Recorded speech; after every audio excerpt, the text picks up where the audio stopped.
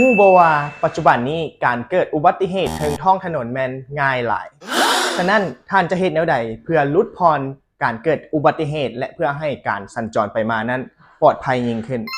มื้อนี้เวียงจันทร์ทราฟฟิกของพวกเราจะมาแนะนำผลิตภัณฑ์ที่จะช่วยให้ท่านขับขี่ทางท้องถนนได้อย่างปลอดภัยยิ่งขึ้นบ่ว่าจะเป็นสวยแบบนี้พวกเราก็มีจำหน่าย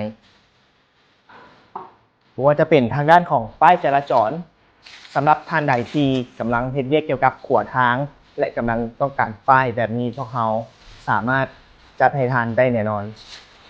ป้ายของพวกเราตัวนี้จะเฮ็ดจากอลูมิเนียมเกรดดีและเป็นสติกเกอร์ของแบรนด์ 3M ซึ่งทนต่อแดดต่อฝนและมีอายุการใช้งานถึง10 ปีด้วยกัน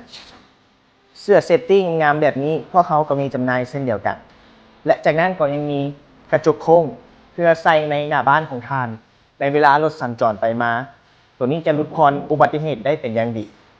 แล้วการบอนจอดรถซึ่งพวกเขามีสต็อกอยู่ในสางอย่างหลวงหลายเพียงพอต่อการสมไส้ของลูกค้าอย่างแน่นอนมีทั้งแบบมีติ่นล้อและบ่มีติ่นล้อนอกจากนั้นพวกเขาเป็นยังสามารถออกแบบตามใจลูกค้าได้บ่ว่าจะเป็นใส่ป้ายยุดหรือป้ายแนะนำหรือป้ายต่างๆตามที่ลูกค้าต้องการที่ท่านเห็นอยู่นี่จะเป็นป้ายอำนาจซึ่งพวกเขาจะมีจำหน่ายเช่นเดียวกันนอกจากนั้นแล้วพวกเขาเป็นยังมีบริการแต้มเส้นจราจรและก็ยังมีอุปกรณ์เซฟตี้จำหน่ายทุกประเภทบ่ว่าจะเป็นหมวกที่ใส่อยู่นี่และป้ายต่างๆที่เห็นอยู่นี่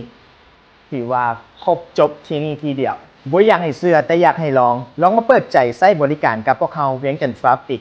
เพราะความปลอดภัยของท่านคือการบริการของพวกเขา